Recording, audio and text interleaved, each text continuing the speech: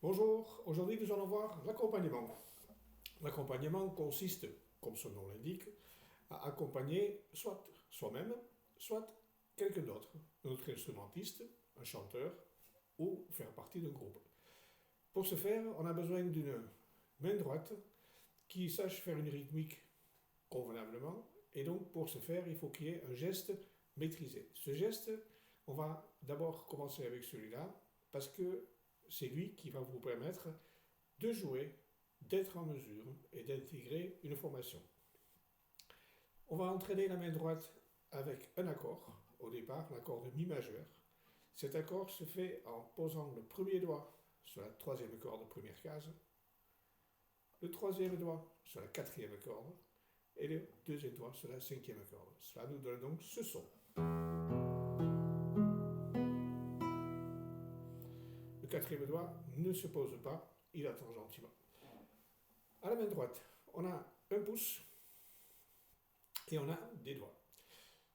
Les doigts vont être positionnés de cette manière-là et joués de cette façon. Un petit peu comme les petits quand ils disent bonjour, au revoir. D'abord le pouce, ensuite je ramène mes doigts vers les basses, je frappe les cordes vers les aigus et je ramène mes doigts vers les basses à nouveau.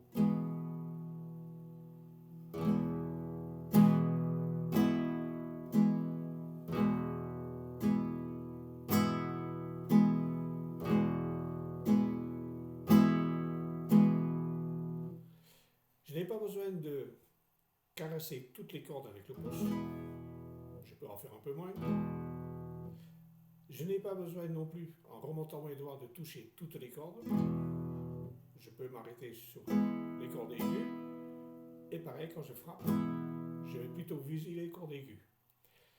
Souvent, l'index ne touche pas les cordes quand on joue comme ça, mais par contre, il faut l'embarquer avec. Il ne faut pas laisser l'index se promener tout seul pendant que vous faites les autres doigts. Il faut que les doigts restent ensemble. Donc le geste doit vraiment être celui-ci.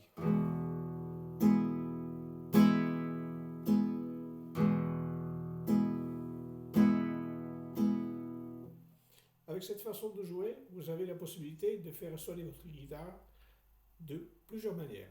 Nous avons d'abord cette façon que je viens de vous montrer.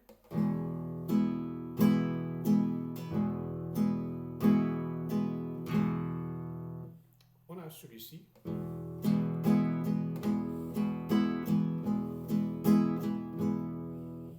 Et celui-ci.